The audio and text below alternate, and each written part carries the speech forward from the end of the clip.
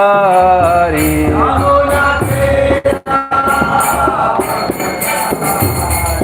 जय राधा माधव कुंज बिहारी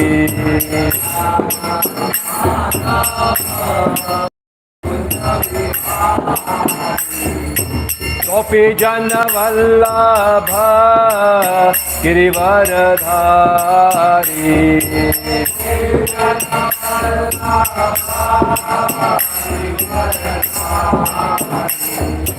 यशोदानंदन व्रज जनरंजन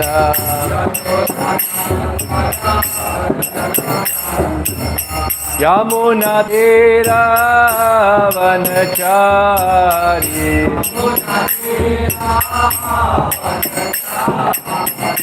जय राधा माधव कुंज बिहारी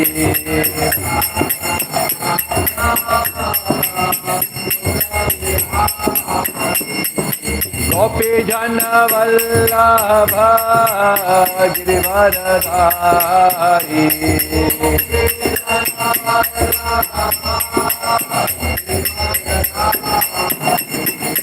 यशोदानंदन व्रज जनरंजन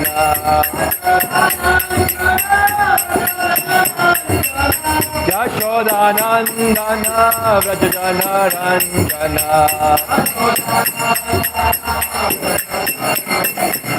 यमुना तीरावनचारी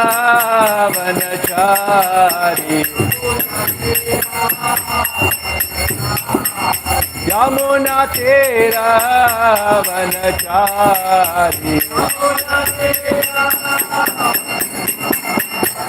जय राधा माधव कुंज बिहारी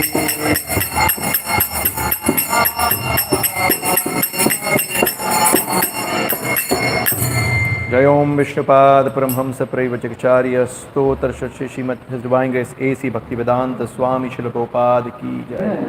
जय ओम विष्णुपाद परमहंस परिव्राजकाचार्य स्तोत्र श्रीमद डिवाइन भक्ति सिद्धांत सरस्वती गोस्वामी महाराज श्रील प्रभुपाद की जय। अनंत कोटि वैष्णववृंद की जय। नामाचार्य श्री हरिदास ठाकुर की जय। निताय गौर प्रेमानंदे हरि हरि बोल।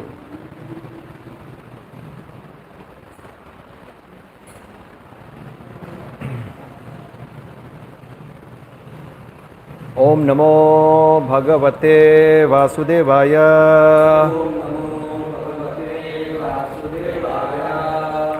ओम नमो भगवते वासुदेवाय।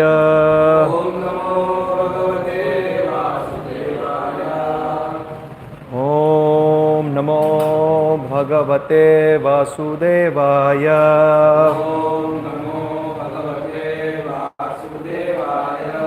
ओम अज्ञानतिमिरान्धस्य ज्ञानाञ्जनशलाकया चक्षुरुन्मिलितमेन तस्मै श्रीगुरुवे नमः। श्रीचैतन्यमनोभीष्टं स्थापितमेन भूतले स्वयं रूपकदा मह्यं ददाति स्वपदान्तिकं वन्देऽहं श्रीगुरुश्रीयुतपतिकमलं श्रीगुरुवैष्णवां श्रीरूपं साग्रजातं सहगण रघुनाथान्वितं तमस्य जीवं साद्वैतं सावधूतं परिजनसहितं कृष्णचैतन्यदेवं श्रीराधाकृष्णपादान् सहगणललिता शिवशाखान् नमस्य।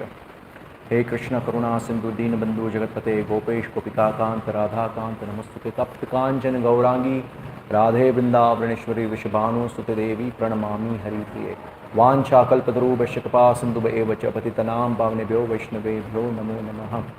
नमो विष्णुपादाय कृष्णपृष्ठाय भूतले श्रीमद्भक्तिवेदान्त स्वामिनिति नामिने नमस्ते सारस्वती देवे गौरवाणी प्रचारिणे निर्विशेष शून्यवादी पाश्चात्य देशतारिणे।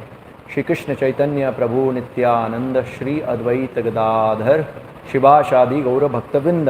हरे कृष्णा कृष्णा कृष्णा हरे हरे, हरे राम राम राम हरे हरे।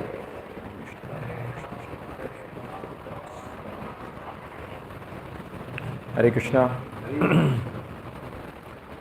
तो आप सभी लोगों का स्वागत है। ये जो कोर्स है योर बेस्ट फ्रेंड,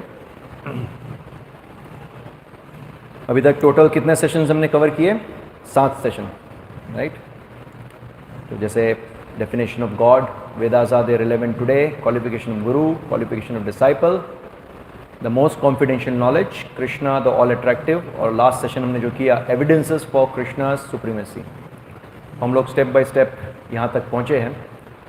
तो छठे सेशन में हमने डिस्कस किया था कि कैसे भगवान श्री कृष्ण सद ऐश्वर्य पूर्ण हैं। हर एक गुण का डिटेल में हमने डिस्कशन किया था। उसके बाद जो लास्ट सेशन था उसमें हमने देखा था कि भगवान कृष्ण ही ये सद ऐश्वर्य से पूर्ण है, ये कोई भावुकता नहीं है। हमने देखा था ये शास्त्र का मत भी है। तो अलग अलग शास्त्र से, मतलब उपनिषद, वेद, अलग अलग जगह से हमने कोट लिए थे जिसमें ये प्रूव होता है कि कृष्णा ही सुप्रीम है, सर्वोपरि है।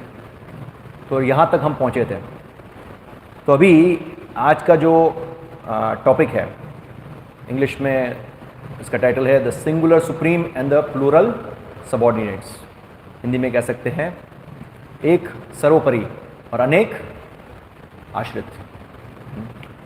तो पिछले सेशंस में हमने जो देखा कि कृष्ण कैसे शास्त्र प्रूव करता है कि कृष्ण ही सर्वोपरि है, तो इससे एक प्रश्न उठता है कि ठीक है, अगर कृष्ण ही सर्वोपरि है तो फिर क्यों इतने सारे भगवान हैं। मतलब समाज में यही तो मिसकंसेप्शन है कि बहुत सारे भगवान हैं, जैसे गणेश जी है, ब्रह्मा जी है, इंद्र है, वरुण है, शिव जी है, कार्तिकेय है, ये इतने अनगिनत, इतने सारे भगवान।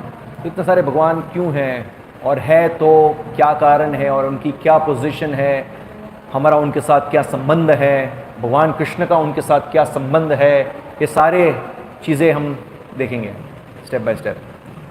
तो मुख्य रूप से जैसे हम बहुत सारी चीज़ों को कैटेगराइज करते हैं, तो इसी प्रकार से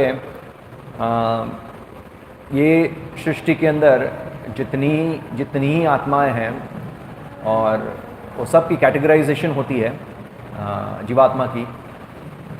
तो बेसिकली 5 कैटेगरी है जिसको हम तत्व बोलते हैं।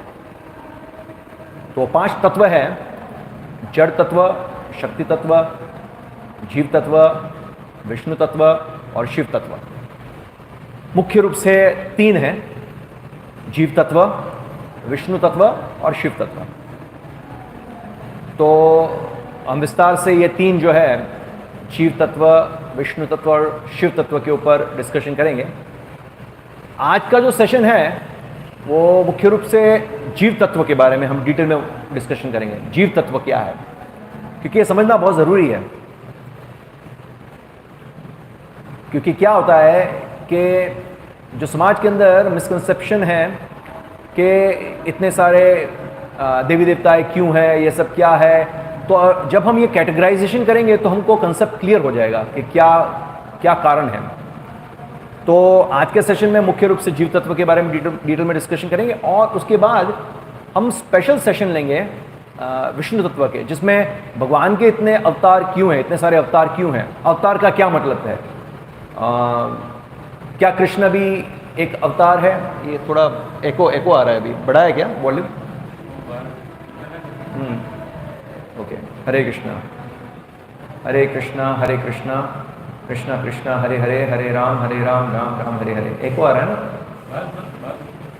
आप ही जगह कर लो, एको आ रहा है। पहले ठीक था, मतलब आप मुझे बोलते थोड़ा मैं माइक के पास आ जाता।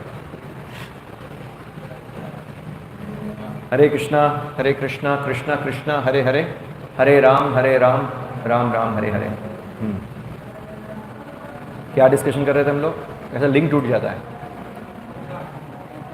अवतार, हाँ। तो हम लोग मतलब ये जो विष्णु तत्व के बारे में डिटेल में डिस्कशन करेंगे। तो भगवान के इतने सारे अवतार क्यों हैं, क्या क्या है अवतार की, क्या क्या टाइप्स है, और भगवान क्यों अवतरित होते हैं, और जैसे 10 अवतार है उसमें से भगवान कृष्ण भी क्या अवतार है कि नहीं, बहुत डिटेल में थोड़ा बहुत जाएंगे विष्णु तत्व के बारे में। और शिव तत्व के बारे में भी डिटेल में अलग से सेशन लेना पड़ेगा। तो आज क्या है, मैं थोड़ा बहुत टच दूंगा विष्णु तत्व और शिव तत्व के बारे में, जस्ट बेसिक अंडरस्टैंडिंग, फिर अलग से सेशन करेंगे। इसमें क्या है, ये जो एक्चुअली कोर्स है वो 14 सेशन का बना हुआ है। ये टॉपिक्स सारे लिखे हुए हैं, तो 14 सेशन है, वो 14 सेशन हम पहले कंप्लीट कर लेंगे। उसके बाद अलग अलग जो कुछ अलग एक्सक्लूसिव टॉपिक्स है, जैसे कैन वी इमिटेट कृष्णास रास डांस, क्या हम कृष्ण की रास डांस को कॉपी कर सकते हैं कि नहीं। जैसे बहुत सारे लोग बोलते हैं ना कि कृष्णा ने इतनी गोपियों के साथ मतलब रास डांस किया था, रास लीला किया था, तो हम लोग क्यों नहीं कर सकते ये सब।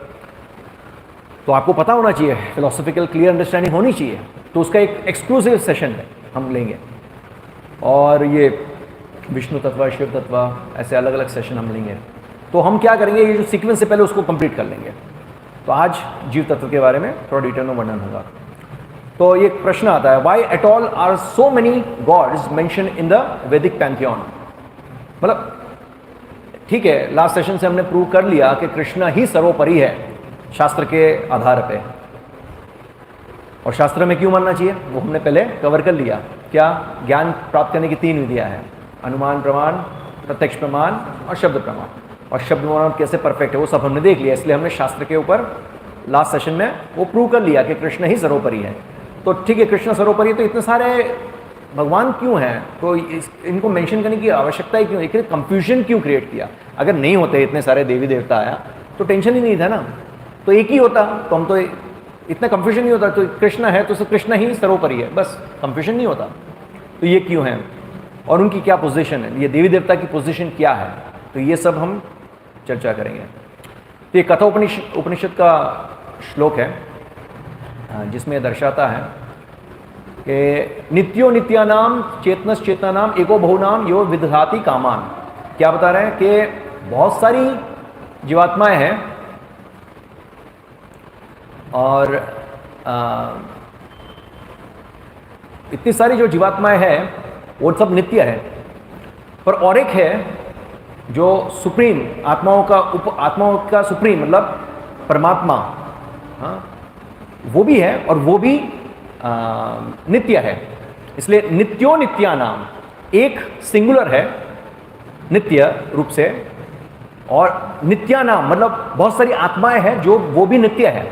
फिर क्या, चेतनस चेतना नाम, मतलब ये जितनी आत्माएं वो सब चेतनमयी है, कॉन्शियसनेस। और एक आत्मा है सुप्रीम आत्मा जो सुप्रीम कॉन्शियस है। तो नित्यो नित्यानाम चेतनस चेतना नाम एको बहुनाम यो विदधाति कामान। तो ये जो सिंगुलर सुप्रीम मतलब जो परमात्मा है, जो कृष्ण सिंगुलर सुप्रीम जो है, एको बहुनाम मतलब जितनी आत्मा है, जितनी जीवात्मा है, एको बहुनाम यो विदधाति कामान, उनकी इच्छा की पूर्ति ये एक व्यक्ति करता है। वो कौन है, भगवान श्री कृष्ण। ये शास्त्र का मानना है, मतलब यही बता रहे कथा उपनिषद के अंदर। सो बहुत सारे लोग ऐसे आर्ग्यू कर सकते हैं, तो ये डिस्क्रिमिनेशन क्यों कि ये अलग गॉड है, वो अलग गॉड है, हाँ, ये डिस्क्रिमिनेशन भेद क्यों है, भेद, ये ऐसा भेद क्यों करते हो आप लोग कि चलो ये भगवान है, ये भगवान नहीं है, ऐसे भेद करने की क्या जरूरत है। या तो फिर सभी जो रास्ते हैं वो एक ही लक्ष्य की ओर जाते हैं। ऐसे सब बोलते हैं ना कि आप कुछ भी करो, इसकी पूजा करो, उसकी पूजा करो या उसकी पूजा करो, अल्टीमेटली तो एक ही जगह पे जाने वाले, गोल तो एक ही है, लक्ष्य तो एक ही है। पर ऐसा नहीं है। जैसे वो उदाहरण आता है ना कि आप अगर आपको अहमदाबाद जाना है और बॉम्बे की टिकट, आप ट्रेन की टिकट लो और बॉम्बे की ट्रेन में बैठ जाओ, तो आप अहमदाबाद कैसे पहुंचोगे। पर कोई ऐसा तर्क कर सकता है, नहीं पहुंच सकते हैं, क्योंकि अहमदाबाद जाने का अगर इस रास्ता है और मुंबई जाने के लिए ये रास्ता है, तो कोई ऐसा तर्क कर सकते हैं। जैसे प्रभुपाद को एक व्यक्ति ने एक बार तर्क किया था कि ऐसा हो सकता है ना कि व्यक्ति ऐसे ऐसे ऐसे ऐसे घूम के फिर वापस ऐसे आए तो वहाँ अहमदाबाद को पहुँच जाएगा। तो प्रभुपाद बोलते हैं हाँ पहुँच जाएगा, पर वो लंबा रास्ता है और इनडायरेक्ट वे है। तो ऐसा नहीं है कि सभी आप इतने सारे देवी देवता है, सभी की उपासना करेंगे और बेसिकली एक ही लक्ष्य पे पहुंचेंगे, ऐसा नहीं है। भगवद गीता के अंदर बताते हैं कि जो लोग देवताओं की पूजा करते हैं वो देवलोक को प्राप्त होते हैं, जो पितृलोक की पूजा करते हैं पितृलोक को प्राप्त होते हैं। तो इस प्रकार से बताया गया है। तो वो संभव नहीं है कि सभी जो पथ है वो एक ही जगह पे आपको लेके जाएंगे। तो शास्त्र में वर्णन है, भगवद गीता के अंदर वर्णन आता है कि हालांकि भगवद गीता के अंदर भगवान श्री कृष्ण ये भी बताते हैं कि जो देवी देवता की पूजा करते हैं उनके अंदर श्रद्धा होते हैं, वो श्रद्धा भी मैं ही उनको प्रदान करता हूँ।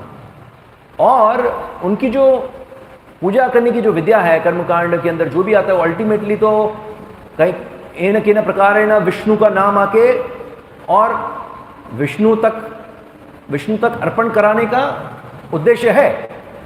बट वो कैसा है भगवान बताते हैं, अविधि पूर्वकम, वो इनडायरेक्ट प्रोसेस है। तो इनडायरेक्ट प्रोसेस से हमें उतना लाभ नहीं होगा जो डायरेक्ट प्रोसेस है। मतलब इनडायरेक्ट प्रोसेस क्या है कि कितने, जैसे वो भगवान श्री कृष्ण भगवद गीता के अंदर बताते हैं, बहुनाम जन्मनाम अंते ज्ञानवान मां प्रपद्यते, कितने जन्मों बाद जो ज्ञानवान है वो मेरी शरण में आएगा। तो वो इनडायरेक्ट प्रोसेस हो गया। तो हमें इनडायरेक्ट प्रोसेस नहीं पकड़ना चाहिए, राइट। तो ये लोग ये बोलते हैं कि आप भेद क्यों करते हो। तो हम देखते हैं कि भेद किए बिना तो इस संसार में कोई भी जगह पे रह ही नहीं सकते हैं। भेद करना तो आवश्यक ही है। जैसे फॉर एग्जांपल कोई कंपनी ले लो, तो कोई कंपनी का ओनर है या मैनेजिंग डायरेक्टर है और कोई प्यून है, डिफरेंट हायरार्की सिस्टम होती है। अब देखिए प्यून होते हैं, फिर कुछ लेबरर्स होते हैं, लेबरर्स का कोई सुपरवाइज़र होता है, बहुत सारे सुपरवाइज़र का एक कोई इंजीनियर होता है जो मैनेज करता है, वो बहुत सारे इंजीनियरों के ऊपर एक कोई मैनेजर होता है, वो मैनेजर के डिपार्टमेंट्स होते हैं, उसमें से उसका ऊपर होता है मेन मैनेजर, फिर उसका मैनेजिंग डायरेक्टर होता है। ऐसे अलग अलग हायरार्कीज़ हैं। और हम बोले कि आप भेद क्यों कर रहे हो, प्यून और मैनेजिंग डायरेक्टर में भेद क्यों कर रहे हो, तो कैसा लगेगा। कोई कंपनी के अंदर जाके बोले कि प्यून और मैनेजिंग डायरेक्टर में आप भेद करते हो, आप भेद क्यों कर रहे हो, भेद करने की क्या आवश्यकता है। तो भेद किए बिना कैसे रहेंगे कि अलग अलग लेवल्स है, हायरार्कीज है, और वो हायरार्की को मेंटेन करना पड़ेगा। तो इसी प्रकार से कृष्ण जो है वो सुप्रीम है और देवी देवता जो है उनके अंडर आते हैं, सबऑर्डिनेट है, उनके आश्रित हैं। तो फिर भेद क्यों नहीं करेंगे। तो ये तर्क ही गलत है जो लोग करते हैं। और all gods are one, all gods are equal, ये भी एक बोलते हैं सभी लोग। जैसे लास्ट टाइम एक सेशन में बताया था, सच्चिदानंद प्रभु एक बार लेक्चर में बता रहे थे कि वो वहाँ पे कहीं पे कुछ गए थे जगह पे, वहाँ पे कुछ 7 दिन की कुछ कथाएं चल रही थी, शायद भागवत कथा के कुछ। तो सच्चिदानंद प्रभु वहाँ गए, बैठे थे, देखे, सुन रहे थे।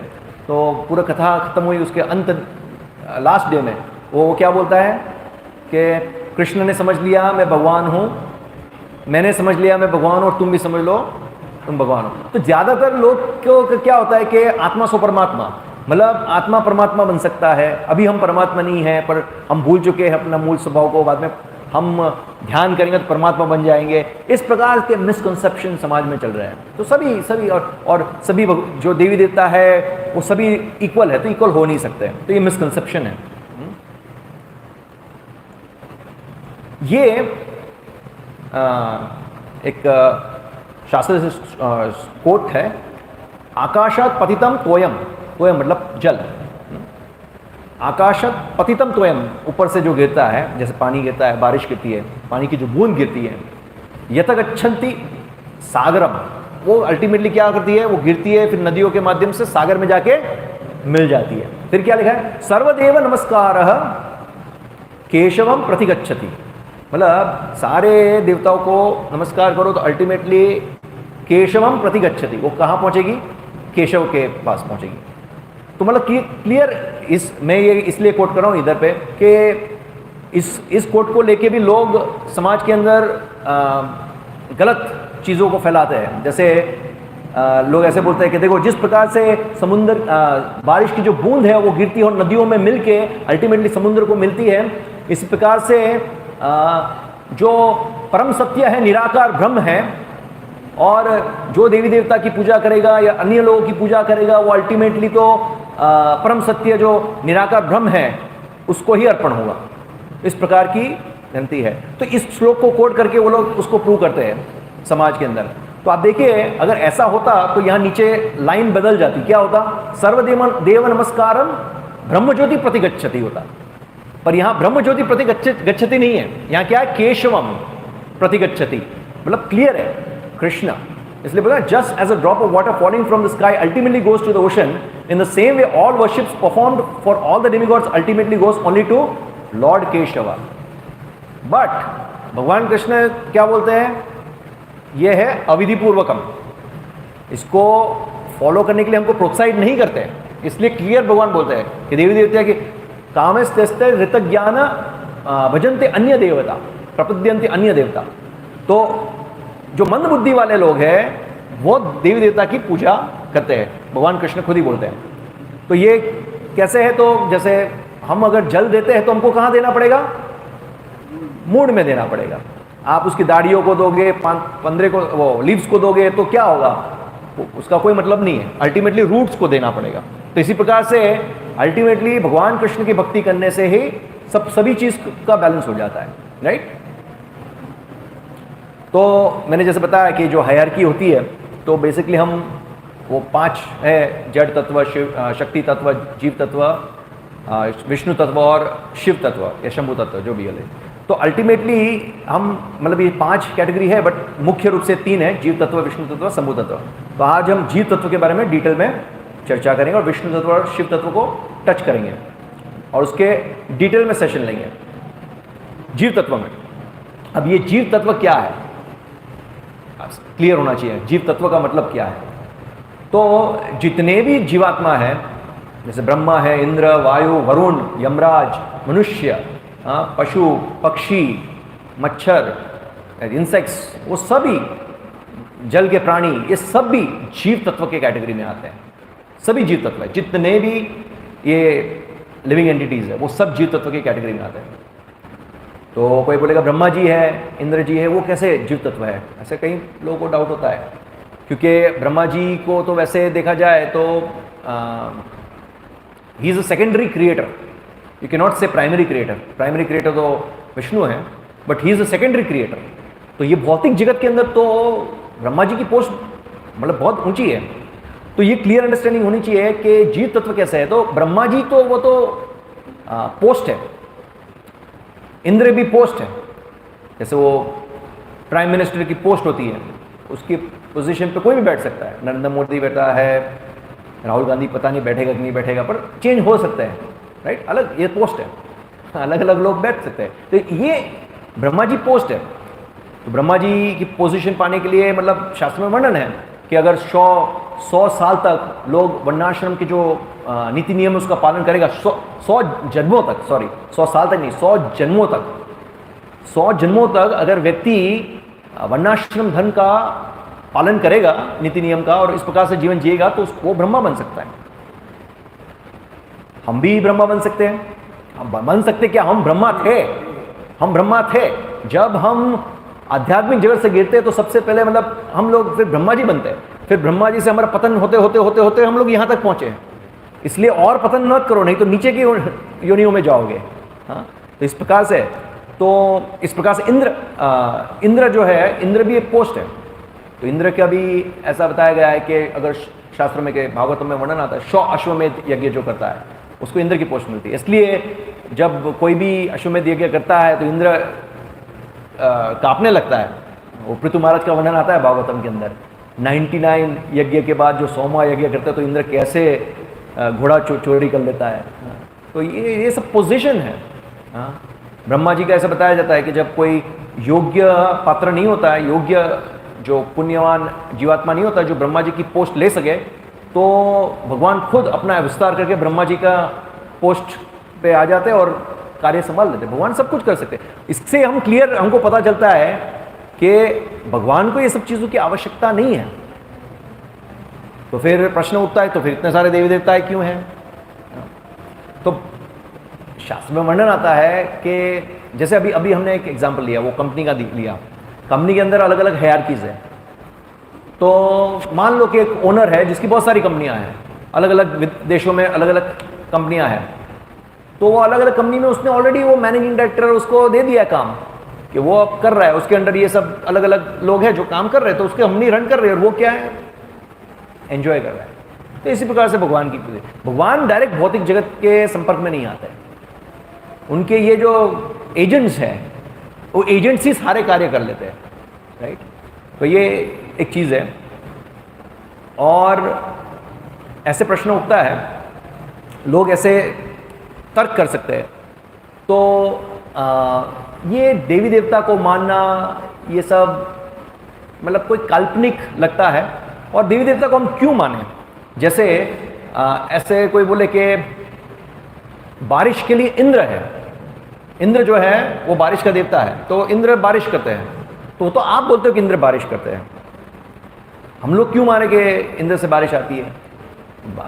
हमने तो साइंस में पढ़ा है कि सूर्य जो है उसके तापमान से जो जल है उसमें से पानी का वो इवेपोरेशन होता है और फिर वेपर फॉर्म में जाते हैं, फिर क्लाउड्स फॉर्म होते हैं और क्लाउड्स फॉर्म होते हैं, फिर क्लाउड्स जो है हाई प्रेशर से लो प्रेशर की ओर जाते हैं। ये सब हम पढ़ते हैं ना, तो हम तो देखते हैं कि और फिर क्या होता है कि जो जहाँ पे वो क्लाउड्स का मूवमेंट होता है, फिर लैंड मास के पास आके उसको बारिश होती है, फिर बारिश गिरती है, फिर नदियों में मिलती है, फिर समुद्र में जाती है, तो हाइड्रोलॉजिकल साइकिल है। हम क्यों माने कि इसके पीछे इंद्र है? आप बोल रहे इंद्र बारिश करते हैं, ये तो काल्पनिक लगता है हमको ये सब, तो ऐसे कोई तर्क कर सकता है और इस तर्क के माध्यम से ऐसे बोल सकते हैं, तो फिर क्या जरूरत है इतने सारे देवी देवता की? हाँ, और can't everything happen in nature, can't everything in nature happen by itself? मतलब अल्टीमेटली जब व्यक्ति ये सब चीज़ों पे आता है कि हम नहीं मानते हैं कि इंद्र है, वरुण है, वायु है, तो अल्टीमेटली क्या पॉइंट पे आते हैं कि सब कुछ बाय चांस हो रहा है, ये पॉइंट पे आते हैं ना, एवरीथिंग हैपेंस बाय चांस। तो इस चीज़ को कैसे हम समझे, सब कुछ बाय चांस कैसे हो सकता है? हाँ, जैसे आप देखो ये तर्क करते कि ये जो high pressure to low pressure में एयर मूवमेंट होती है, तो high pressure to low pressure में कैसे मूवमेंट होती है? फॉर एग्जांपल समुद्र है, समुद्र की लहरें जो करती है, तो उसमें क्या होता है कि हवा का जो प्रेशर होता है उसकी वजह से हाई टाइड्स लो टाइड्स क्रिएट होती है और फिर इस प्रकार से पानी ऐसे आता है। तो प्रेशर क्रिएट कैसे करता है? अपने आप तो होता नहीं। तो ऐसे हम देखें डे टू डे लाइफ में लॉजिकली भी ये बैठता नहीं है, क्योंकि जैसे फॉर एग्जांपल कोई कंपनी ले लो, ये जैसे भरूच अंकलेश्वर है, उसमें इंडस्ट्रियलाइजेशन जोन है, तो आप देखो कि 3 शिफ्ट में काम होता है, वहाँ पे 3 शिफ्ट में काम होता है लोग। तो जैसे वहाँ पे बहुत सारे केमिकल्स और ये सब यूज़ होते हैं, तो उसका कंटिन्यूस बेस पे मॉनिटरिंग होता है और सिस्टम पे जब रन करने वाले होते हैं तो सभी लोग वहाँ इंजीनियर्स ये सब बैठ के सब निरीक्षण करना होता है। इसलिए 3 शिफ्ट में काम कंटिन्यूस 24 आवर्स देखना पड़ता है, मॉनिटरिंग करना पड़ता है। और मान लो कि एक बारिश है, तो बारिश को भी, बारिश के बारे में जैसे कुछ हमें जानना है, तो उसके लिए भी लैब में कुछ एक्सपेरिमेंट करनी है, तो उसके लिए भी एक व्यक्ति चाहिए। तो ये लॉजिकली भी बैठता नहीं है कि किस प्रकार से, मतलब आप बोल रहे हो कि ओके हाइड्रोलॉजिकल साइकिल है, तो ये सूर्य के माध्यम से ऊपर जा रहा है, पर सूर्य कितने मात्रा में तापमान दे रहा है, फिर ये वेपर में से बादल बन रहे हैं, फिर बादल इधर से उधर जा रहा है, okay high pressure to low pressure जा रहा है, तो high pressure to low pressure में मूवमेंट हो रही है, वो कैसे हो रही है? तो बोलते हैं because there is a high pressure here और लो प्रेशर हियर, इसलिए अपने आप नेचर से हो रहा है। पर प्रेशर क्रिएट कैसे हो रहा है? High pressure to low pressure जो जोन्स क्रिएट हो रहे हैं वो क्रिएट कैसे हो रहा है? अल्टीमेटली आप अगर लॉजिकली सोचोगे, जैसे वो 6th सेशन में आता है ना, can scientist believe in God, तो हम लोग डिस्कस करते हैं उसमें कि अगर जो जेन्युइन साइंटिस्ट है, अगर वो रियली ब्रेन का यूज़ करेगा और सोचने चालू करेगा, तो वो इसी नतीजे पे आएगा कि हर एक चीज़ के पीछे कोई व्यक्ति है। जैसे वो उसमें हम बता दें ना कि कोई भी चीज़ है, जैसे घड़ी है, तो उसको देख के 2 चीज़ दिमाग में आनी चाहिए मुख्य रूप से। क्या? कि इसकी डिज़ाइन हुई है, इसको बनाया है, तो ये अपने आप नहीं आई है, इसके पीछे कोई बनाने वाला है। और दूसरा प्रश्न क्या आएगा? इसका कोई पर्पस है, अपने मतलब पर्पस के बिना तो इसका बनाया नहीं गया है, राइट? तो इसी प्रकार से जैसे न्यूटन का, एक आइंस्टाइन का है, वो कोट है ना कि आइंस्टाइन का कोट है कि if you see with the eyes of science how the things are working in surrounding, you will be forced to accept that there is some super brain behind it, ऐसा coat है। मतलब इतना research करने के बाद ultimately वो वही coat पे आता है साइंटिस्ट लोग। तो एक्चुअली जेन्युइन साइंटिस्ट वही है जो ये नतीजे पे पहुंचता है। तो हम देखते हैं तो ये लोग जनरली क्या है कि लोग ये समझ नहीं पाते हैं। लोग सोचते हैं कि everything happens by chance, material nature is all in all, सब प्रकृति अपने आप ही कर रही है, कोई उसके ऊपर है नहीं। तो इसका क्या कारण है? तो बेसिक कारण ये है, जैसे भगवद गीता के अंदर भगवान श्री कृष्ण बताते हैं, भोग ऐश्वर्य प्रसक्ता नाम तया प्रहित चेतसाम। भोग ऐश्वर्य प्रसक्ता नाम, तो ये जो भोग करने की जो वृत्ति है, भोग करने के उसमें सेंस एंजॉयमेंट के अंदर, और ऐश्वर्य मेटीरियल ऑपुलेंस के वजह से व्यक्ति की जो बुद्धि है वो हर जाती है, और वो सिर्फ क्या सोचने लगता है कि हमारी इतनी सारी एडवांसमेंट है, जैसे यहाँ लिखा है ना, having lost the intelligence due to such sense enjoyment and material opulence, they imagine that the whole world has been shrunk by the modern networking communication systems and that everything in the world is at their fingertips. Infatuated by such phantasmagoria, they propagate their own misconception about God and religion. क्या सोच रहे हैं, देखो क्या advancement है technology में। देखिए हम लोग पहले कैसे थे, बैलगाड़ी में जाते थे लोग यहाँ से वहाँ, फिर धीरे धीरे एडवांसमेंट हुआ, मोटर कार्स आई ज़मीन के ऊपर, ये सब, फिर मतलब सिटी टू सिटी घूमने के लिए ये कार्स वगैरह हो गए, टू व्हीलर्स हो गए, उसके बाद एक जगह से एक देश से दूसरे देश जाने के लिए स्टीमर्स बने, शिप्स बनी, फिर धीरे धीरे और स्पीड में हवाई मार्ग से प्लेन बने, आविष्कार हुआ, कितने सारे जेट प्लेन्स आ गए, ये सब आ गए, और भी पहले तो एक जगह से दूसरी जगह एक्सप्रेस, फिर टेलीविज़न आया, यहाँ घर बैठे बैठे आप दूसरे देश में क्या हो रहा है देख सकते हो, फिर इंटरनेट आया, फिर मोबाइल्स आ गए, अभी एंड्रॉयड मोबाइल्स, क्या कुछ भी करो गूगल, फटाफट आपको सब कुछ मिल जाता है। क्या एडवांसमेंट है टेक्नोलॉजी की। इस प्रकार से इस दिशा में सब सोचने लगते कि तो ये एडवांसमेंट है टेक्नोलॉजी की, तो हम पूछ सकते हैं कि साइंटिस्ट लोग अगर इतना एडवांस कर रहे हैं, तो जैसे ये मटेरियल नेचर में इतने सारे डिजास्टर्स आते हैं, फॉर एग्जांपल सुनामी आती है, टोर्नेडो आता है, साइक्लोन्स आते हैं, बहुत सारे डिजास्टर, अर्थक्वेक्स आते हैं, ये सब तो साइंटिस्ट लोग नहीं रोक पाते हैं इतने टेक्नोलॉजी का एडवांसमेंट होने के बावजूद। अरे ये छोड़ो, भौतिक प्रकृति के माध्यम से जो ताप आते हैं उसको बाजू में रखो, इतने सारे एडवांसमेंट हैं तो भी आतंकवादी लोग, टेररिस्ट जो है वो बॉम्बिंग करते हैं इतने सारी जगह पे, वो नहीं रोक पाते हैं। मनुष्य को नहीं रोक पाते हैं तो प्रकृति को तो कहां से रोकेंगे, इतनी टेक्नोलॉजिकल एडवांसमेंट होने के बावजूद।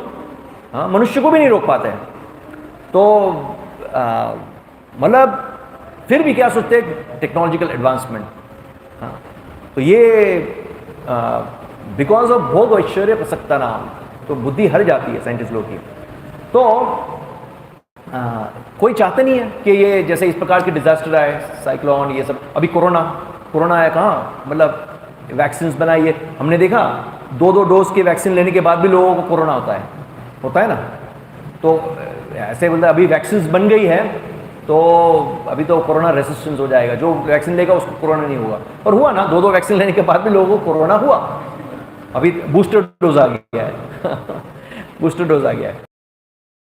होता है कि अगर मतलब लॉजिकली, अभी हम लॉजिकली देख रहे हैं कि कोई नहीं चाहते कि इस प्रकार के नेचुरल कैलेमिटीज आए, नहीं चाहते, फिर भी जबरदस्ती आते हैं।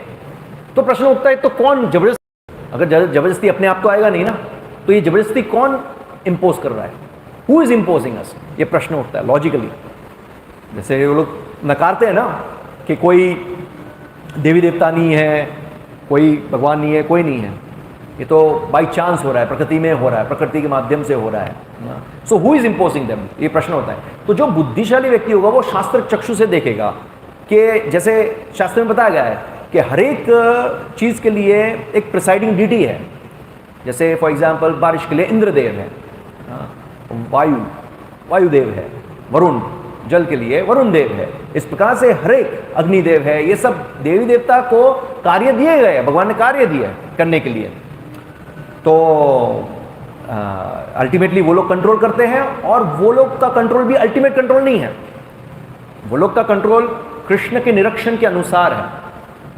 तो हम जो बोलते हैं कि प्रकृति में कार्य होते हैं, तो प्रकृति अपने आप में कार्य नहीं कर सकती है।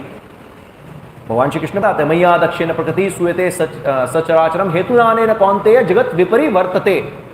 मैया दक्षिण प्रकृति, मेरे अध्यक्ष में प्रकृति कार्य करती है, भगवान क्लियर बताते हैं।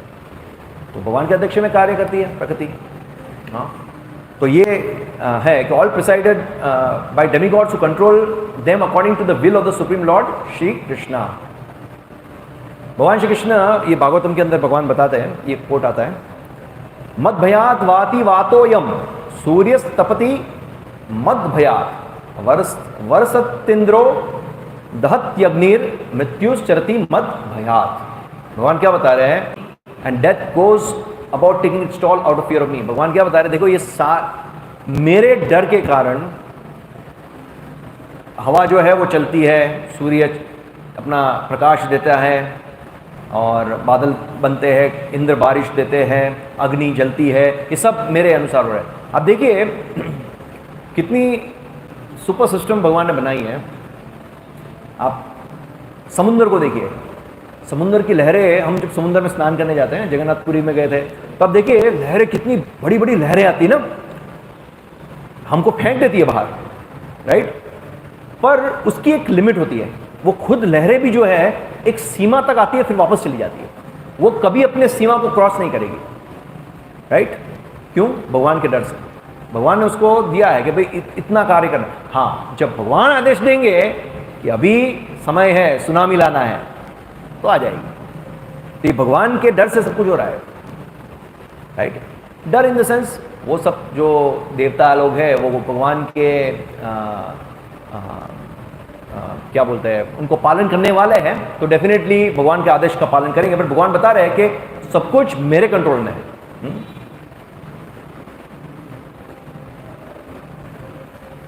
The Vedic literature says that the clouds are controlled by demigods Indra, heat is distributed by sun god. मतलब ये जैसे मैंने पहले बताया कि हर एक का एक प्रिसाइडिंग डीटी है। तो जैसे मन के लिए चंद्र है, चंद्र अपना जो मन है वो चंद्र कंट्रोल करता है। हाँ, इसी प्रकार से जो हीट है, अग्नि, वो सूर्य देव के माध्यम से होता है, बारिश इंद्र के माध्यम से होता है। तो इस प्रकार से अलग अलग देवी देवता को कार्य दिए गए हैं। And above all this demigod is the supreme personality of Godhead, the chief living entity. So ये टॉपिक है डिस्कशन का कि do things not happen by chance. तो ये तो बहुत ही चाइल्डिश है कि एवरीथिंग हैपन्स बाय चांस। लोग जब ऐसे बोलते हैं कि एवरीथिंग हैपन्स बाय चांस, तो लॉजिकली भी वो बैठता नहीं है। But how can anything happen by chance? It is true that nature is working, but nature after all is nothing but matter. तो देखिए कोई भी जड़ वस्तु है वो अपने आप में कुछ कार्य नहीं कर सकती है। जैसे ये मोबाइल फ़ोन यहाँ पे रखा हुआ है, तो अगर इसको हम सब, ये शरीर के अंदर हम सब जीवात्मा है, तो we are spiritual sparks, right? तो अगर हम सब जब तक इसको उठाएंगे नहीं या पुश नहीं करेंगे, वो हजारों साल तक ऐसे के ऐसे ही पड़ा रहेगा, जब तक कोई जीवात्मा उसको हिलाएगी नहीं। That means matter can not work by itself. उसको कोई लिविंग एंटिटी चाहिए उसको हिलाने के लिए। और वो न्यूटन का लॉ भी है कि कोई चीज़ जो गतिमान में है, गति में है, या तो कोई रेस्ट पे है, स्टेशनरी है, वो वैसे ही रहेगी जब तक उसको कोई एक्सटर्नल फोर्स नहीं अप्लाई होगा, राइट? फॉर एग्जाम्पल हम लोग मूवमेंट कर रहे हैं, कोई कार है या कुछ मूवमेंट कर रहे हैं, तो वो जो स्टॉप होता है वो क्यों स्टॉप होता है? कि भाई उसको फ्रिक्शनल फोर्स रेसिस्ट करते हैं, हम ब्रेक अप्लाई करते हैं। इस प्रकार जब तक कुछ होता नहीं है तो वो गति में रहेगा। जैसे स्टेशनरी है, मतलब अभी बताया मोबाइल यहाँ स्टेशनरी है, तो उसको जब तक कोई हिलाएगा नहीं तब तक वो स्टेशनरी रहेगा। तो ये न्यूटन का लॉ भी है। तो इस प्रकार से matter can not work by itself. Clear है? तो प्रकृति जो है, हम प्रकृति जो बोलते हैं, मटेरियल नेचर, क्या बोलते हैं? Material nature. हम, और आगे वर्ड यूज होता है ना, मटेरियल यूज होता है, तो इट्स बेसिकली मैटर। तो मैटर को अपने आप में कुछ कार्य नहीं कर सकता है। तो हम ये लॉजिकली बैठता ही नहीं है कि एवरीथिंग हैपेंस बाय चांस। तो that means there is someone who is operating the nature, right? Scientists admit that nature is working in a wonderful way, but after all nature is not under their control. तो वो लोग admit करते हैं कि nature बहुत ही अपने अपने कार्य अच्छा कर रही है प्रकृति, बट उनके कंट्रोल में नहीं है। तो उनके कंट्रोल में नहीं है तो किसके कंट्रोल में? किसी के तो कंट्रोल में होना चाहिए ना। जैसे मैंने आपको बताया कि समुद्र की लहरें हैं तो वो अपनी सीमा पार नहीं करती है, तो अपने आप में तो चलता नहीं है, किसी के तो कंट्रोल में है, right? Saying that nature is acting automatically may be A convenient escape. मतलब इस तरह से कहना कि नहीं वो तो ऑटोमेटिकली अपने आप काम कर रहा है, ये तो एक प्रकार का फुलिशनेस है और लॉजिकली तर्क से भागने वाली चीज हो गई है इस प्रकार से। तो हम कैसे समझेंगे? जैसे कुछ उदाहरण है यहाँ पे। जैसे आप एयरपोर्ट पे जाइए और बहुत सारी जगह पे मॉल्स में, वहाँ पे जो दरवाज़ा है एंट्रेंस, वहाँ पे वो कुछ सेंसर्स होते हैं, लगाए होते हैं। जैसे कोई व्यक्ति आता है तो तुरंत ही वो ऑटोमेटिक खुलता है। फिर वहाँ पे कोई ऑब्जेक्ट नहीं है तो बंद हो जाता है। तो इस प्रकार से मैकेनिज्म बनाया, डिज़ाइन किया है, एक इंजीनियर ने डिज़ाइनिंग की है इस प्रकार से, राइट। तो इस प्रकार से होता है, कोई चाइल्ड होगा, कोई बच्चा होगा तो वो तो सोचेगा हाउ, कितना अच्छा है ना, अपने आप से खुलता है, बंद हो जाए automatic, it's happening by chance, but it's not happening by chance ना। तो इस प्रकार से सोचना कि नेचर अपने आप में काम कर रहा है, तो ये बच्चे जैसी समझ है, क्योंकि लॉजिकली सोचो तो कोई भी चीज़ बाय चांस नहीं होती है। और एक एग्जांपल दिया, जैसे वो एयरपोर्ट्स पे और ऐसे बड़े बड़े मॉल्स और जगह पे अंदर टॉयलेट्स के अंदर वो सेंसर्स वाले नल आ गए अभी, जैसे टू सेव वाटर बेसिकली, जैसे आप हाथ नज़दीक लाओगे तो उतना पानी आएगा वॉश करके, फिर जैसे हाथ ऐसे ले लोगे बंद हो जाएगा तुरंत। तो पानी को सेव करने के लिए इस प्रकार की टेक्नोलॉजी है, तो उसके पीछे भी मैकेनिज्म है, और मैकेनिज्म अपने आप में वर्क नहीं करता है, उसके पीछे भी कोई इंजीनियरिंग ब्रेन है, कोई डिज़ाइनर है जिसने ये डिज़ाइन किया है, राइट। जैसे प्रभुपाद जी वो उदाहरण देते थे ग्रामाफोन का। प्रभुपाद जब छोटे थे तो ग्रामाफोन बजाते थे, तो ग्रामाफोन से जो आवाज़ आती थी तो प्रभुपाद ऐसे पे सोचते कि ऐसा लगता था हमको कि कोई आदमी अंदर घुसा हुआ है वो बोल रहा है, क्योंकि बच्चा जो होता है वो समझ नहीं पाता है ना कि इसके अंदर ये मैकेनिज्म क्या है, किस प्रकार से वर्क कर रहा है। तो इस प्रकार से अगर कोई ये दावा करता है और ये मतलब बताता है कि भाई प्रकृति में ही अपने आप में ही है और बाई चांस सब कुछ हो रहा है, ऑटोमेटिकली हो रहा है, तो वो बच्चे जैसा मूर्खता है। तो हम देखते हैं जैसे वो बारिश का उदाहरण लिया कि बारिश जैसे पता है कि वो हाइड्रोलॉजिकल साइकिल में इस प्रकार से होता है, फिर बारिश होती है। तो हम क्यों माने कि इंद्रदेव की वजह से बारिश होती है या इस प्रकार से बारिश होती है। तो फिर हम ये सोच सकते हैं कि ठीक है, तो बारिश अगर नहीं होगी तो क्या होगा। सपोज बारिश नहीं होगी तो क्या होगा, बारिश क्यों हो रही है। ठीक है, आप बता रहे हो कि हाइड्रोलॉजिकल साइकिल से बारिश हो रही है, तो पहले तो बारिश क्यों हो रही है, क्या कारण है, और अगर बारिश नहीं होगी तो क्या होगा। सपोज बारिश नहीं होगी तो क्या होगा, तो हमने बताया भगवद गीता के अंदर क्या होगा, बारिश नहीं होगी क्या होगा। हाँ, अन्नात् भवन्ति भूतानि पर्जन्यात् अन्न संभवा। मतलब सभी जो जीवात्मा है अल्टीमेटली उसको क्या चाहिए, अन्न चाहिए, राइट। तो अन्न कैसे मिलेगा जीवात्मा को, क्योंकि अगर जीना है तो अन्न चाहिए, तो अन्न कैसे मिलेगा, बारिश के माध्यम से। तो सिस्टम क्या दी गई है हमें, सिस्टम क्या दी गई है, बारिश किस प्रकार से आएगी, यज्ञ से आएगी, यज्ञ करोगे तो बारिश आएगी। तो यज्ञ करने से अगर बारिश आती है तो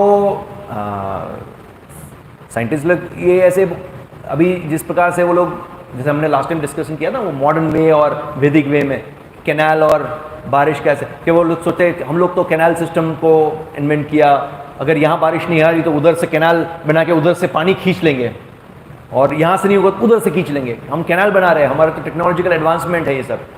पर भाई आप जहाँ से पानी खींच रहे हो, अगर बारिश ही नहीं होगी तो वो सब भी सूख जाएगा, तो आप कहाँ से खींचोगे फिर। अल्टीमेट सोर्स तो बारिश है ना, तो बारिश होना बहुत ज़रूरी है।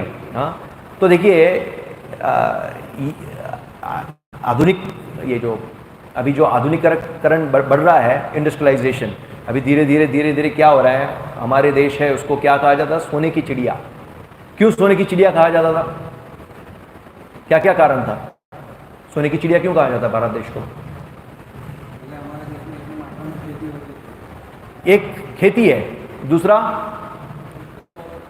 हाँ वैदिक ज्ञान जो हमारे यहाँ पे था, ये सोने की चिड़िया इसको कहा जाता था। तो ये यहाँ पे कृषि इतना होता था, अभी देखो धीरे धीरे क्या हो रहा है, एग्रीकल्चर जो लैंड थी उसको नॉन एग्रीकल्चर लैंड में कन्वर्ट कर रहे हैं। क्यों, फैक्ट्रीज और ये सब इंडस्ट्रियलाइजेशन ये सब खोने, और सभी जगह पे इवन स्कूल में कॉलेज में यही पढ़ाया जाता है, डेवलपिंग कंट्री हमारी डेवलपिंग कंट्री है, हमको डेवलप कंट्री में कन्वर्ट करना है। किस प्रकार से हुआ, इंडस्ट्रियलाइजेशन। इसका बीज कहाँ से शुरू हुआ, हमारे जो पंडित थे प्राइम मिनिस्टर, उन्होंने शुरू किया इंडस्ट्रियलाइजेशन। तो इंडस्ट्रियलाइजेशन कर करके क्या बनाएंगे, नट बोल्ट्स बनाएंगे, ये सब बनाएंगे, पर उससे तो सोल्यूशन आएगा नहीं। सभी लोग अगर वहीं आधुनिकीकरण की तरफ भागेंगे तो क्या करेंगे, अल्टीमेटली क्या चाहिए, अन्न चाहिए। अन्नात् भवन्ति भूतानि। हाँ, सॉफ्टवेयर चिप्स से काम नहीं चलेगा, पोटैटो चिप्स चलेगा, सॉफ्टवेयर चिप्स नहीं चलेगा राइट। तो ये सब इसी दिशा में सब चल रहा है। तो देखो भगवान की योजना में कैसा सब पूरा मास्टर डिज़ाइन है और हम लोग पूरा फुलिश डिज़ाइन की तरफ भाग रहे हैं। हम देखिए भगवान ने क्या पूरा सब कुछ बनाया ना, सूर्य उदय होता है समय पे, सूर्य अस्त होता है समय पे, चंद्र उदय होता है समय पे, अस्त होता है समय पे, मतलब टाइमिंग देखो उसी समय उसको पता है भगवान के कंट्रोल में कि किस प्रकार से करना है। अपने अपने का वो जो ऋतुएं है अपने समय अनुसार आती है। हालांकि कलयुग के अंदर भी सभी ऋतुओं में भी चेंजेस आ रहा है, जैसे बारिश कभी भी हो सकती है, ये सब चेंजेस आ रहा है, ये कलयुग का प्रभाव है। बट देखिए भगवान ने पर सिस्टम कैसे बनाया, जैसे मान लो दिन और रात है, और अगर रात ना होती तो, रात ही ना होती, सिर्फ दिन होता तो क्या होता, 24 घंटा काम करना पड़ता हमको, आराम ही नहीं मिलता। तो भगवान का देखो क्या मास्टर सिस्टम है, मास्टर डिजाइन है, पूरा सिस्टम बनाया उन्होंने कि भाई ये काम करेगा तो फिर उसको थकान होगी, फिर सोने के लिए रात्रि बनाई है ताकि वो आराम से सो जाए, ये सब पूरा सिस्टम है। हम लोग विम्सिकली बस टेक्नोलॉजिकल एडवांसमेंट और ये सब के बेस पे हम लोग ये सोचते हैं कि नहीं ऐसा ही होना चाहिए। तो अल्टीमेटली अगर हम ये एनालिसिस करें तो ये मास्टर डिजाइन को देखते हैं तो who is a master mind, कोई मास्टर माइंड होना चाहिए ना उसके पीछे। तो नथिंग हैपन्स बाय चांस। तो लॉजिकली भी देखें तो इस प्रकार से इसको हम एक्सेप्ट नहीं कर सकते हैं। Here it is important note that despite all the powers demigods are still जीव तत्व। अभी जैसे हमने देखा कि ये ब्रह्मा, इंद्र, वायु, वरुण, ये सभी लोग जीव तत्व की कैटेगरी में आते हैं, राइट। पर इनके पास शक्ति भगवान ही प्रदान करते हैं। देखो बहुत बड़ा डिपार्टमेंट है उनके पास। जैसे हम लोग यहाँ पे इलेक्ट्रिसिटी बोर्ड ले लो, उसका कोई इलेक्ट्रिसिटी बोर्ड में कोई जो उसका मेन हो तो हम बोलेंगे अरे यार इतना बड़ा आदमी है ये। और इरिगेशन डिपार्टमेंट में कोई मेन हो तो इतना बड़ा आदमी है, ऐसा हम बोलेंगे। पर आप देख लो पूरा बारिश का डिपार्टमेंट पूरे जगत के अंदर बारिश देना इंद्र को दे दिया है, वायुदेव पूरा डिपार्टमेंट कितना बड़ा डिपार्टमेंट है। तो ये सबके पास पावर कहाँ से आता है, भगवान के पास आता है। पर इतना पावर होने के बाद भी वो जीव तत्व की कैटेगरी में ही आते हैं, हाँ? और इसलिए कृष्ण उनसे सुप्रीम है, राइट। तो हम देखते हैं जैसे ये इंद्र की लीला में भी आता है, गोवर्धन लीला में इंद्र ने क्या किया, पूरा वृंदावन को डुबोने का प्रयास किया। अल्टीमेटली इंद्र के पास पावर कहाँ से आता है, कृष्ण के पास से। तो भगवान ने क्या किया, 7 दिन गोवर्धन को उठाया, 7 दिन में उसको पता चल गया कि अभी खत्म अपना पावर, राइट। इसी प्रकार से ब्रह्मा जी का भी आता है। ब्रह्मा जी की इतनी बड़ी पोस्ट है, इतना पावर होता है ब्रह्मा जी के पास।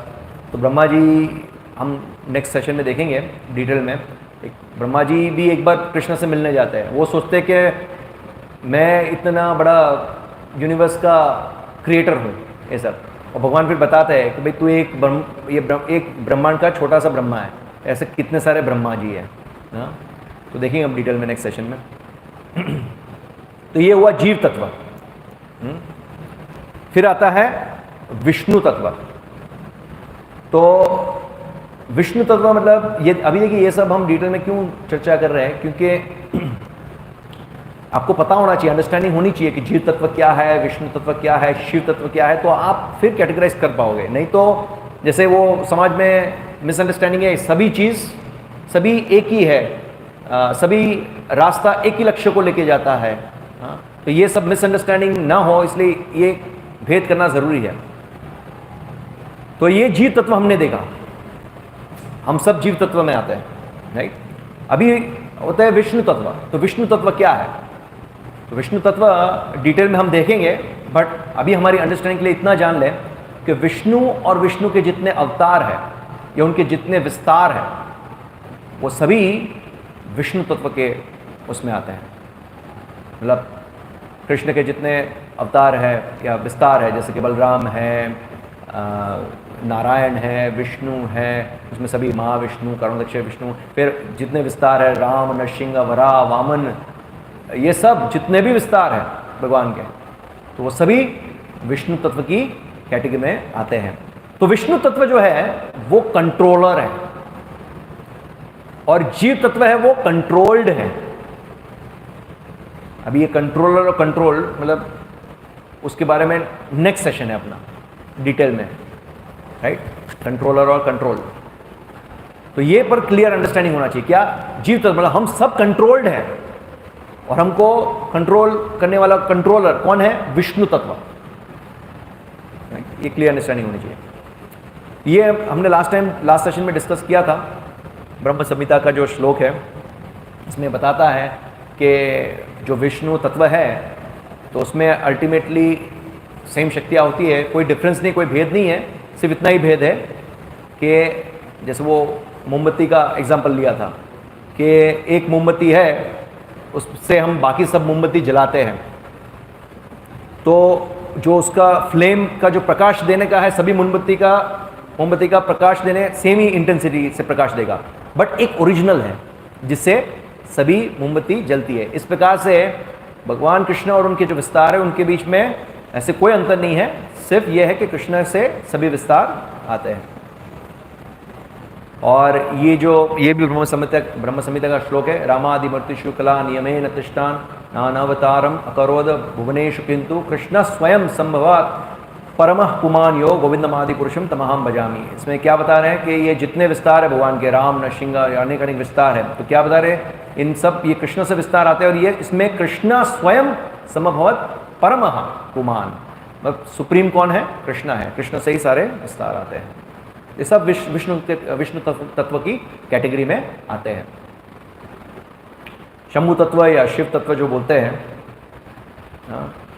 तो ये क्या है? तो इसको हम थोड़ा बहुत समझेंगे, बाकी डिटेल में, क्योंकि उस भगवान शिव की पोजीशन को जानने के लिए बहुत सारे डिटेल, एक पूरा सेशन लेना पड़ेगा, तभी हमको और क्लियर अंडरस्टैंडिंग आएगी। पर ये समझ लें हम लोग कि जो शिव तत्व है वो ना तो जीव तत्व है और ना तो विष्णु तत्व है। न वो जीव तत्व की कैटेगरी में आती है, न तो विष्णु तत्व की कैटेगरी में आती है। जैसे कि हम लोग ने क्या बोला, ब्रह्मा इंद्र ये सब पोस्ट है, तो शिव तत्व पोस्ट नहीं है। हम लोग ब्रह्मा इंद्र बन सकते हैं पर हम शिव नहीं बन सकते। ये क्लियर अंडरस्टैंडिंग होनी चाहिए। हम शिव नहीं बन सकते। शिव तत्व जो है वो अलग कैटेगरी ही है पूरी की पूरी। तो क्या है? Shiva is an expansion of lord Krishna, definitely Krishna का विस्तार है, but is subservient to the lord, पर वो भगवान के सेवक है और महान सेवक है। वैष्णव में श्रेष्ठ है। वैष्णव नाम यथा शंभु। शास्त्र में कैसे बताया गया है? He is not different from Krishna just as curd is not different from milk. वैसे भेद भी है और भेद नहीं भी है। शिव तत्व और विष्णु तत्व में भेद है और भेद नहीं है। तो कैसे समझेंगे? जैसे दही, दूध में से दही बनता है, तो दही जो है दूध का प्रोडक्ट है, बट फिर भी दही दही है, वो दूध नहीं है। समझ रहे हो? इस और एक इस प्रकार से समझ सकते हैं। हाँ, शिव जो है, शिव तत्व जो है उसका स्पेसिफिक फंक्शन है। भगवान से एक्सपेंशन, उनका विस्तार होता है, और शिव तत्व विष्णु तत्व से अलग इसलिए होता है क्योंकि शिव जी जो है वो भौतिक जगत के संपर्क में आते हैं। मतलब विष्णु को जब कार्य भौतिक जगत के करने हैं तो शिव के माध्यम से करते हैं। डायरेक्ट विष्णु भौतिक जगत के कार्य में के संपर्क में नहीं आता है। जैसे जीवों को ये भौतिक प्रकृति के अंदर गर्भित करना होता है, तो भगवान के चक्षु से सारे जीव बताया जाता है कि जब हमारी मृत्यु हो जाती है और हम मान लो कि आगे आएगा, हम मान लो कि सुषुप्त अवस्था में भगवान महाविष्णु के शरीर में हम लोग विराजमान होते हैं, और जब हमारा समय आता है फिर से हमको नया जन्म लेना, या प्रलय के समय पे भी हम महाविष्णु के शरीर में होते हैं। फिर जब हमारा समय होता है कि भाई अभी भौतिक जगत के अंदर हमको जन्म लेना है, तो शरीर ब्रह्मा जी के माध्यम से मिलता है, और फिर वो जीवात्मा आती है। तो जीवात्मा महाविष्णु भगवान विष्णु के आंखों से वो गर्भित करते हैं, पर वो डायरेक्ट भौतिक प्रकृति के संपर्क में नहीं आते हैं, तो शिव जी के माध्यम से करते हैं। तो शिव जी क्योंकि भौतिक प्रकृति के संपर्क में आती है, इसलिए वो शिव तत्व में आते हैं। और एक है कि शिव जी जो है वो मोक्ष प्रदान नहीं कर सकते। मोक्ष तो कृष्ण या विष्णु तत्व ही प्रदान कर सकते हैं मोक्ष, तो शिव जी प्रदान नहीं कर सकते मोक्ष। उसके बारे में डिटेल में हम चर्चा करेंगे, बट ये बहुत शॉर्ट में मैंने आपको समझाया है कि शिव तत्व क्या है। ये उपनिषद में बताया गया है, न तत् समस चभ्यधिकस च दृश्यते, मतलब क्या बताया, no one is equal to और सुपीरियर टू गॉड, मतलब भगवान कृष्ण के समान कोई नहीं है, उनके ऊपर कोई नहीं है। भगवद गीता में हमने देखा, मत्त परतम नान्यत् किंचित अस्तित् धनंजय, उनके ऊपर कोई भी नहीं है। हाँ? और एक चीज है भगवान के बारे में, क्या कि भगवान को कोई कार्य करने की जरूरत नहीं है। ये होता है न तस्य कार्यम करणम च विद्यते। हाँ? ये स्पेसिफिक गुण है भगवान के, कैरेक्टरिस्टिक है कि भगवान को कुछ करने की आवश्यकता नहीं है। हाँ? तो पर हम देखते हैं जैसे कोई महान व्यक्ति होता है, जैसे यहाँ उदाहरण दिया ना प्रेसिडेंट का, कोई देश का प्रेसिडेंट है, तो अगर कुछ समस्याएं आ जाए, तो इतना बड़ा व्यक्ति है, तो कुछ समस्या आ जाए तो उसको तुरंत ही टेंशन हो जाता है। मान लो कि एक वॉर डिक्लेयर हो गया है कि उसके देश पे अटैक होने वाला है, तो अभी उसको टेंशन हो जाता है, कभी क्या करे, फिर वो मीटिंग बुलाता है और फिर प्लानिंग करता है, स्ट्रैटेजिक प्लानिंग करता है, किस प्रकार से भी हम लोग डिफेंस कैसे करें, ये सब क्या करें। तो इस प्रकार से भगवान की पोजीशन ऐसी नहीं है, भगवान को कुछ करने की आवश्यकता नहीं है, भगवान की इच्छा मात्र से ही सब कार्य हो जाता है, सिर्फ इच्छा मात्र से उनकी समस्त शक्तियाँ सारे कार्य कर देती है। और ये देवी देवता को जो डिपार्टमेंट दिए है, वो सब भगवान की इच्छा के मात्र से ही सब कार्य हो जाते हैं। तो इस प्रकार से ये एक बहुत ही इंटरेस्टिंग स्टोरी है जो भक्ति सिद्धांत सरस्वती महाराज बताते हैं कि एक बार एक यूरोपियन व्यक्ति था, तो वो आता है और उसको जानना होता है कि एक्चुअली भगवान कौन है एक्चुअली। तो वो इंडिया में अलग अलग मंदिरों में दर्शन करने जाता है, देवी देवताओं के मंदिर में जाता है, सभी जगह जाता है। तो जैसे वो दर्शन करता है, फिर अल्टीमेटली वो राधा कृष्ण के मंदिर में आता है और फिर वो बोलता है कि यस यही भगवान है।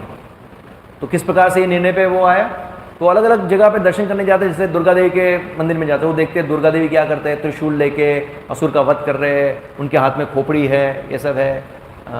और किसी के मंदिर में गए तो वो भी उनके हाथ में कुछ है, कुछ न कुछ कार्य सभी लोग कर रहे हैं। पर यहाँ पे आए हैं कृष्ण क्या कर रहे हैं, बांसुरी बजा रहे हैं, ये सब।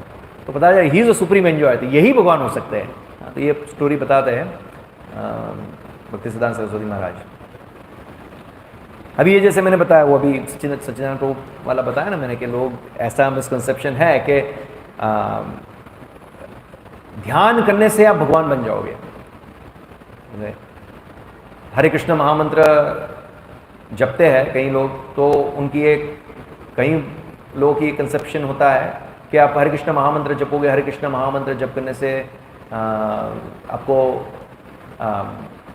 कृष्ण आप कृष्ण बन जाओगे। इस प्रकार से मिसकंसेप्शन या धारणाएं होती है। तो जैसे भगवान है तो भगवान को ध्यान करने की जरूरत नहीं है। ध्यान, अगर भगवान ध्यान करके भगवान बने तो वो भगवान नहीं है। हाँ, आप देखिए जैसे कृष्ण भगवान है तो उनकी अलग अलग लीलाएं देख लीजिए, कोई भी लीला लीजिए, जैसे वो अपने गोप मित्रों के साथ खेल रहे हैं तो भी वो भगवान है। पूतना का वध किया, 6 महीने के थे, तब भी वो भगवान थे। गोपियों के साथ रासलीला करे तब भी वो भगवान है। कुरुक्षेत्र में युद्ध में अनेक कार्य करे तब भी वो भगवान है।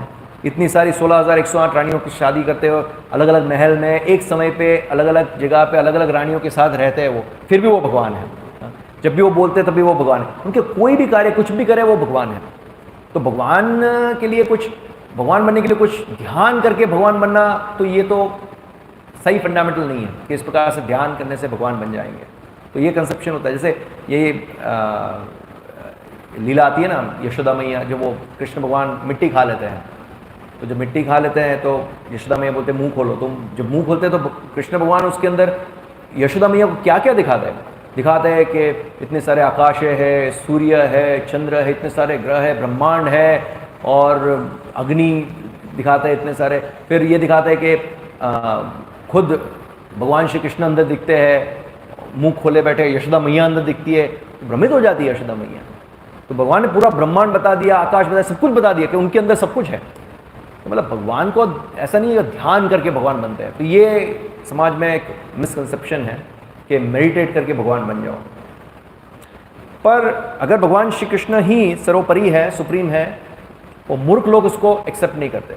इसलिए भगवान श्री कृष्ण ये भगवद गीता के अंदर बताते हैं, अवजानन्ति माम मूढ़ा मानुषम तनुमाश्रितम।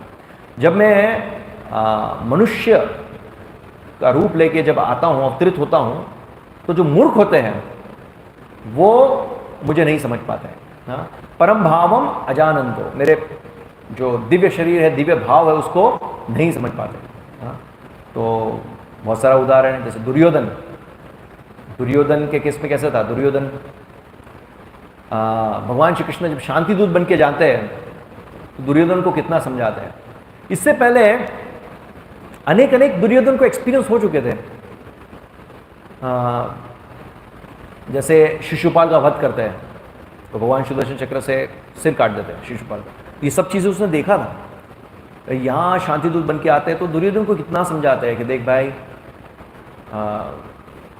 तुमने जो बोला इस प्रकार से इन लोगों ने वनवास की अवधि पूरी कर दी है, अज्ञातवास पूर्ण हो गया है, सब कुछ हो गया है, अब उनका हस्तिनापुर लौटा दो। नहीं मानता ही नहीं है। तो बोलते ठीक है कोई बात नहीं, 5 गांव क्या है, एक इतनी ज़मीन भी नहीं दूंगा कि एक सुई की नोक जितनी भी ज़मीन नहीं दूंगा। इस प्रकार से दुर्योधन बताते हैं। और वो तो छोड़ो, भगवान कृष्ण को बंदी बनाने चले। फिर भगवान वहाँ पे अपना जो विराट रूप दिखाते हैं तो वो विराट रूप देख के भी क्या बोलते हैं, ये तो कृष्ण की माया, ये तो मायावी है, ये अपनी माया दिखा रहा है। वो नहीं समझ पाते दुर्योधन। इसी प्रकार से लोग मंदिर में आते हैं दर्शन करने के लिए, पर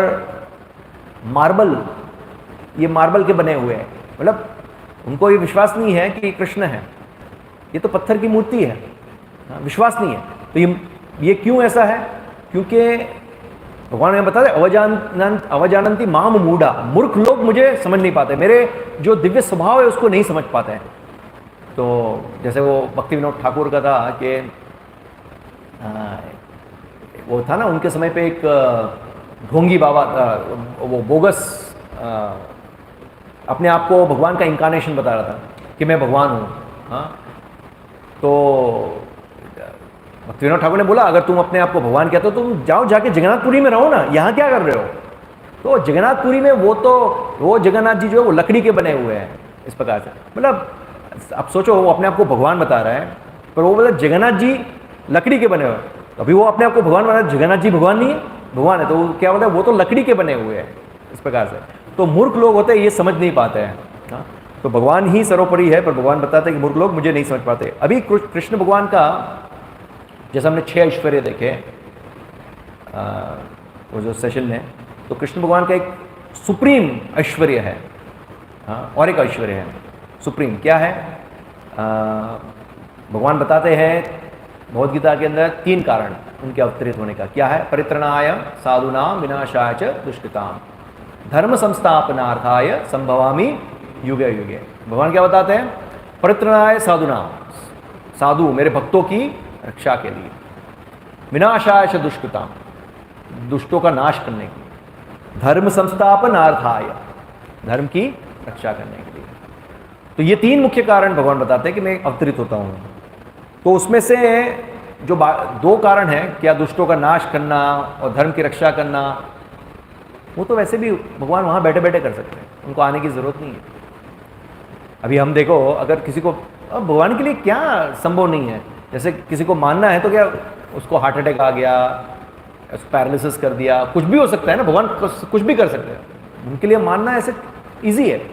दुष्टों का नाश करना, धर्म की स्थापना करनी है तो भगवान अपने मैसेंजर्स को भी भेज सकते हैं।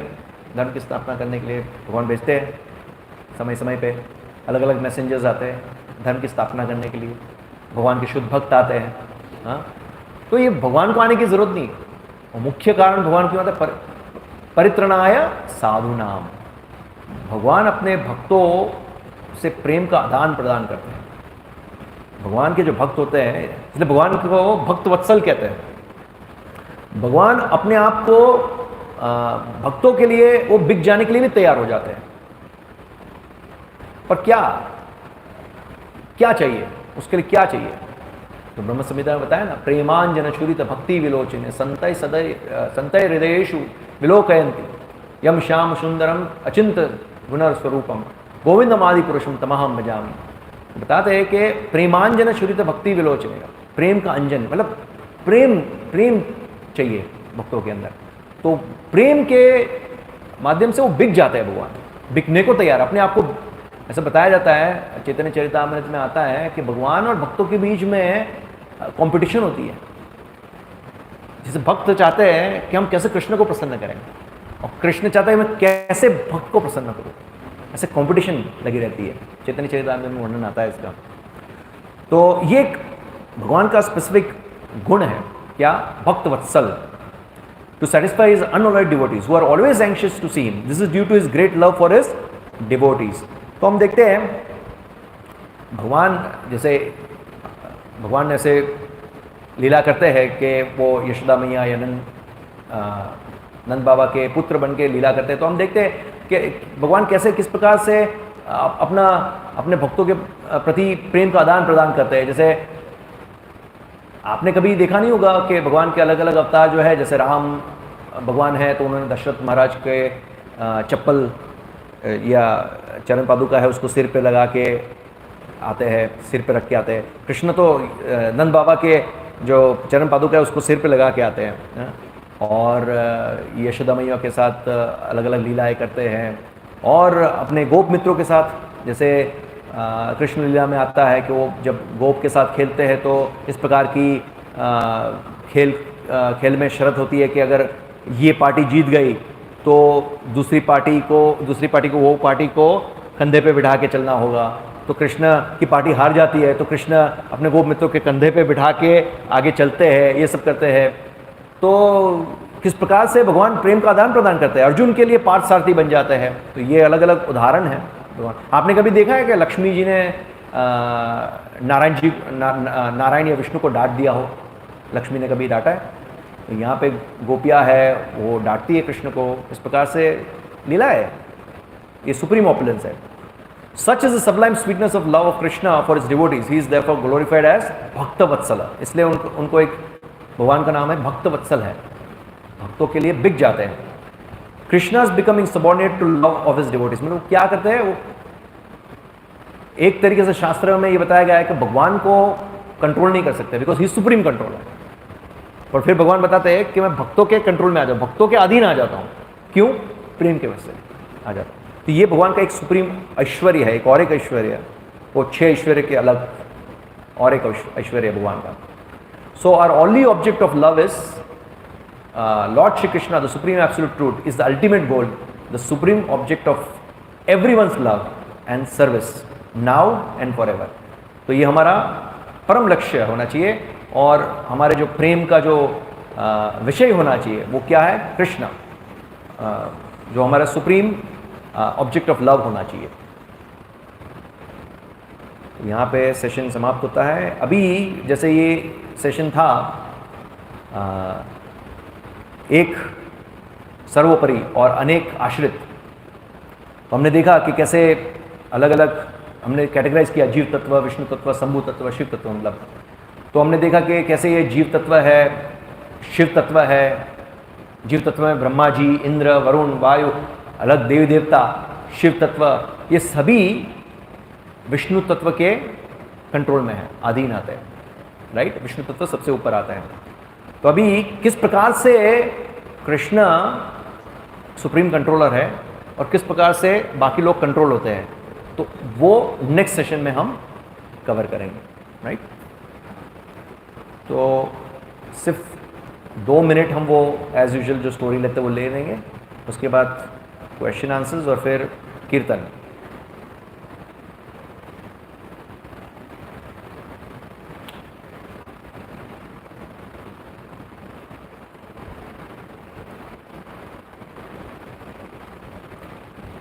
देखिए यहाँ लिखा है ना, instructive stories from teachings of his divine grace A C Bhaktivedanta Swami Prabhupada.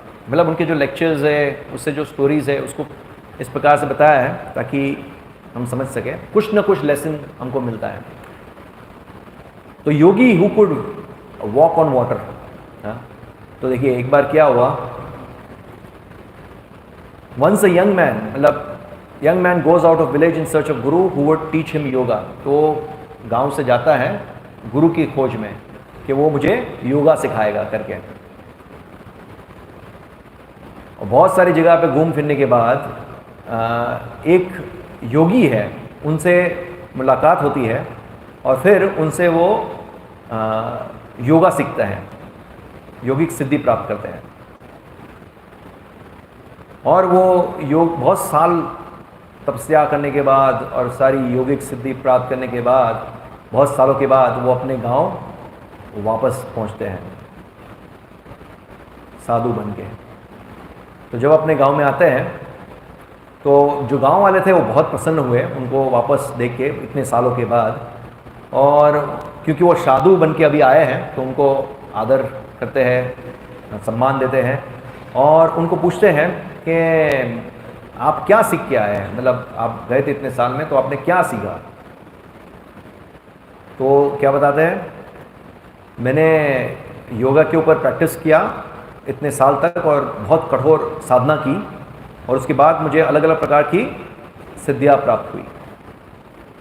तो ये जो गांव वाले थे वो बहुत ही सरल लोग थे, तो उन्होंने सुना उनकी बात बहुत ध्यानपूर्वक और उसके बाद सोच के उन्होंने पूछा कि क्या किस प्रकार की सिद्धियाँ आप सीख के आए हो। तो ये जो साधु था वो थोड़ा अहंकार में था, तो अहंकारवश वो बोलता है कि मैंने इस प्रकार की सिद्धि प्राप्त की है कि मैं पानी के ऊपर, जल के ऊपर भी चल सकता हूँ। फिर एक एक करके सभी गांव वाले वहाँ से चले गए वो लोग खुश नहीं थे और उसमें से एक जो वरिष्ठ व्यक्ति था वो रुक जाता है इससे बात करने के लिए, बाकी सब लोग वहाँ से चले जाते हैं। तो वो उनसे बात करते हैं तो क्या बोलते हैं, वो बोलते हैं कि तुमने इतना क्या महान, इतने साल की तपस्या करने के बाद इतना क्या महान सीख लिया, वो तुमने जो सीखा है वो चीज़ तो मैं 2 पैसे से कर सकता हूँ। एक नाव वाले को मैं 2 पैसे दूँ और नदी के इस पार से उस पार चला जाओ, तो इसमें जल के ऊपर चलने की क्या आवश्यकता है, ऐसा करके उसको बताता है। तो इसमें इस कथा का क्या मॉरल क्या है, there are many types of yogis but he who is devoted Krishna is the top most yogi. योगी नाम अपि सर्वेशाम मद कथन अंतरात्मना। सबसे श्रेष्ठ योगी कौन है, भक्त योगी, जो मन में हमेशा चिंतन करता है कृष्ण का, ये सबसे टॉप मोस्ट योगी है, right. Those who are Krishna conscious are not befooled by yogis who claim to be भगवान। जो कृष्ण भक्ति में है वो इस प्रकार से मूर्ख लोगों के बातों में नहीं आएगा, जो अपने आप को भगवान कहेगा इस प्रकार से उनकी बातों में नहीं आएगा। A Krishna conscious person wants only to serve the foremost yogi, Yogeshwar. जो कृष्ण भक्ति में वो टॉप मोस्ट योगी को सेवा करना चाहेंगे, योगेश्वर, इसलिए भगवान का एक नाम है योगेश्वर, सारे योगियों का ईश्वर, controller of all the yogis, सारे योगियों को कंट्रोल करने वाले, master of all mistake power, Krishna. तो ये था लेसन। ओके, आज के सेशन में किसी का कोई प्रश्न, टीका टिप्पणी, कोई कमेंट?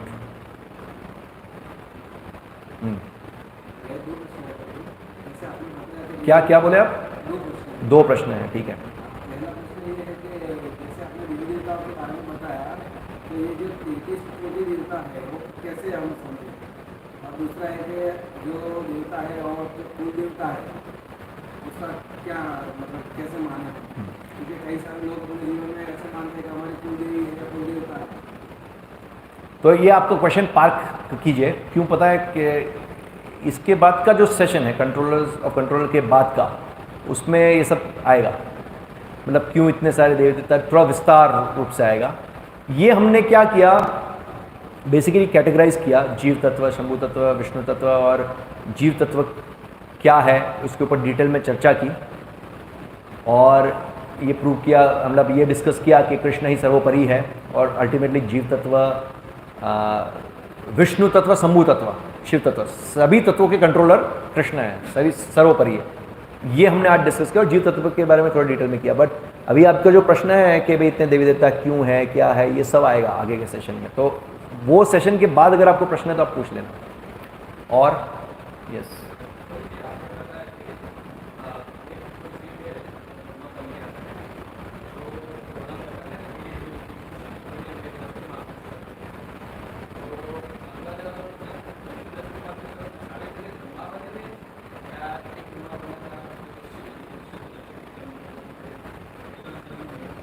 देखिए जो भगवान बताते हैं कि दृष्टि, भगवान की दृष्टि से वो जीवात्मा आप जो यही बता रहे हो कि वो जो प्रकृति को गर्भित करते हैं और शिव तत्व, शिव के माध्यम से जो होता है, तो उसमें क्या होता है कि जो जो जीव को किस प्रकार की योनि मिलनी है, ये सब तो अपने कर्म के अनुसार निर्धारित होता है।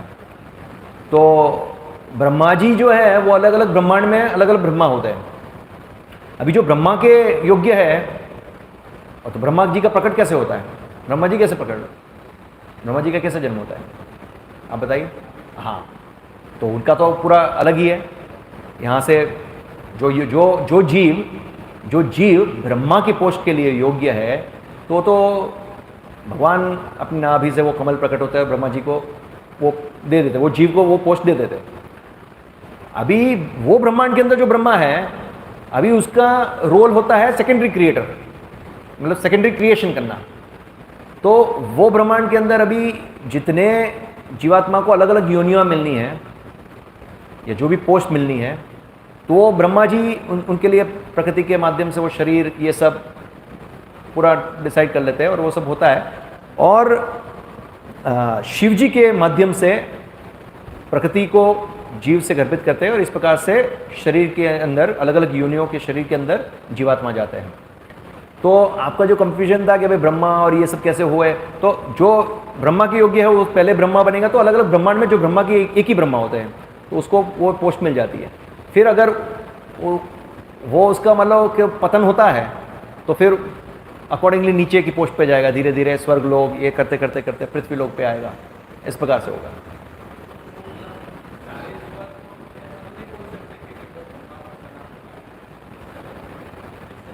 क्यों नहीं बोल सकते? अनेक अनेक ब्रह्मांड है, अनगिनत ब्रह्मांड है, अनगिनत ब्रह्मांड। तो अनगिनत ब्रह्मांड में अनगिनत ब्रह्मा जी है, तो क्यों नहीं बोल सकते? शास्त्र जो बताता है, तो इसलिए शास्त्र को, इसलिए भगवान का एक नाम है अचिंत्य, और शास्त्र को भी हम बोलते हैं इनकंसीवेबल।